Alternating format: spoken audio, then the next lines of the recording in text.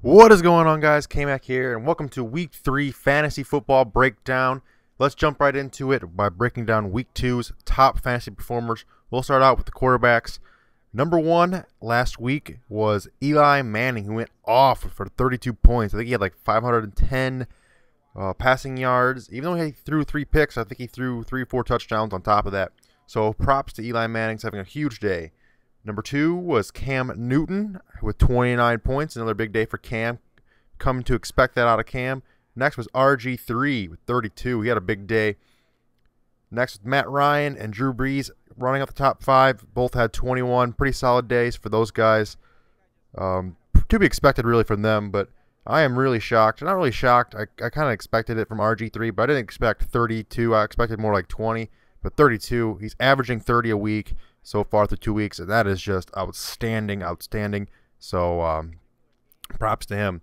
Moving on to the running backs, top 5 running backs so far and through week 2, we have CJ Spiller put up 28. This guy is putting up huge numbers.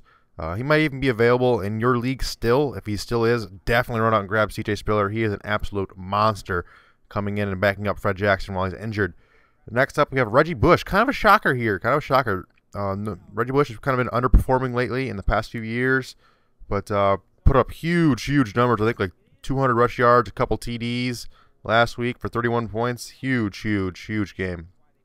Next up, Arian Foster, another guy, just had a monster day last week. It could have been a lot bigger, seeing as how his backup Ben Tate had like 150 yards rushing and 2 touchdowns, and the third string had like 35 yards rushing and a touchdown. So his day could have been absolutely monstrous had he gotten all those carries and touchdowns, but 20 is still pretty solid. Next up was Ray Rice from Baltimore with 14, and Frank Gore from San Francisco rounding out the top 5 with 13 points last week. Moving on to receivers, the top 5 receivers through its first 2 weeks of the NFL season. Coming in at number 1 from Denver, Demaryius Thomas. This guy has had monster weeks. I think he had 13 points last week. I know he caught a touchdown. It was pretty sweet. This guy's an absolute monster, so look out for him.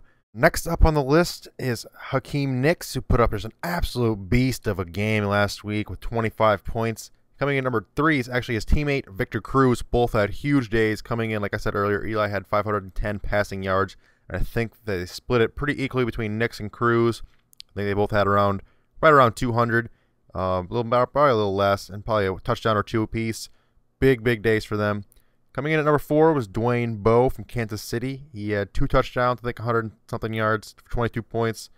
And number 5, Denny Amendola from St. Louis had a monster day last week, and a pretty good week 1 too, as I recall. We'll talk more about him later, and I talk about free agent pickups. Coming in at the number 1 tight end so far through 2 weeks is Vernon Davis. He's been tearing shit up, guys. He's had 2 touchdowns last week. I believe he had 19 points. Number 2 rather, is Jimmy Graham with 13. Tie with him is Gronk from New England and Tony Gonzalez from Atlanta. And then last week's sleeper pick, I was telling you guys about to go out and get this guy. Still performing big. If you haven't run out and got this guy, if he's still available in your league, run out and get Martellus Bennett. I'm telling you, this guy is going to be a stud. He's number 5 tight end right now, and he's put up 13 points this week and 10 points a week before. Elite touchdown in each game. He's got a lot of targets. He gets a lot of red zone targets from Eli. So run out and grab him. Definitely run out and grab this guy. He's gonna be a big guy. I can feel it.